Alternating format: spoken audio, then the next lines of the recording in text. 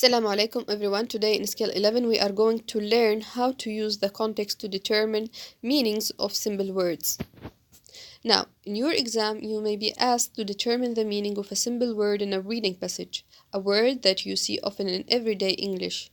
In this type of question you should not give the normal everyday meaning of the word, instead a secondary meaning is being tested. So you must determine the meaning of the word using the context or the surrounding words. Now let's look at this example. Faced with serious threats to its future, the company is taking steps to improve its outlook. Now in this passage, you are asked to choose a word that could replace steps. You should understand that steps is a normal everyday word that is not being used in its normal context. Because of the primary meaning of steps is stairs, this answer is not the correct answer. To answer this type of question, we should go to the context. We must see which answer best fits into the context in the passage. You cannot say that a company is taking stairs, or walks, or footprints, but you can say that a company is taking action. Therefore, answer C is the best answer to this question. Now, this chart outlines the key information that you should remember about vocabulary questions containing simple words. How to identify the question, what is the meaning of X in line Y? The word X in line Y could best be replaced by. Where to find the answer information to help you understand the meaning of a simple word can be found in the context surrounding the word. How to answer the question, find the word in the passage, read the sentence that contains the word carefully, look for context clues to help you understand the meaning, and choose the answer that the context indicates. Now let's go to TOEFL exercise 11. Passage 1, question number 1. The word rough in line 1 is closest in meaning to. We go to line 1 and see the context. The Spanish peso, which was the rough equivalent of the American dollar in early America. We should link the word rough with the word equivalent. So we say unsmooth equivalent, mean equivalent, approximate equivalent, or heavy equivalent. What do you think? The best answer? Yes, it is C. Question number 2.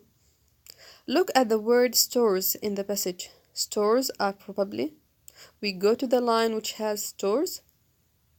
The stores of the Spanish ship were regularly stripped by pirates. So stores here means departments, markets, shops, or supplies. Yes, the best answer is D. Question number 3. Look at the expression take in the passage. This expression could best be replaced by.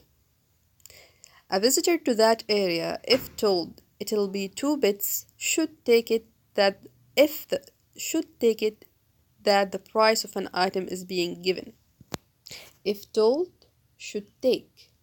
So, take here means hold, understand, possess, or grab. Yes, the best answer is B. Now let's go to passage 2, question number 4, a school in line 3. We go to the line. The school of thought called classical economics. So we link the word school with the word thought and classical economics.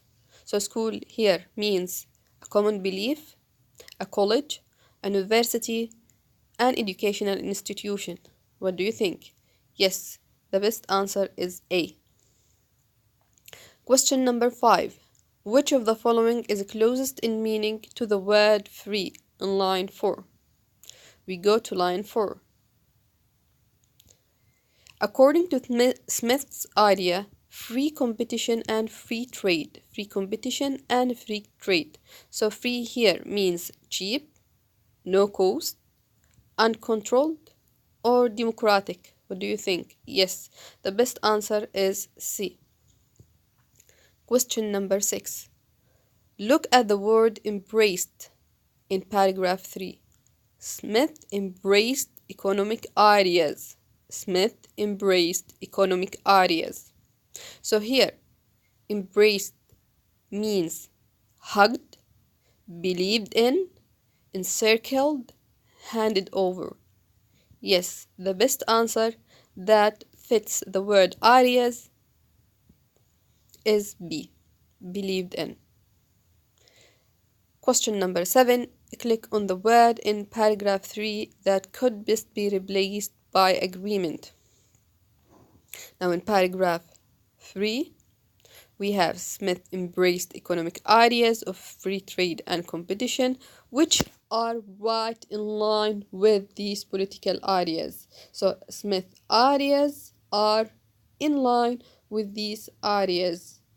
So in line with here means agreement. These ideas are in agreement. So thank you very much for listening. This is the end of our video and goodbye.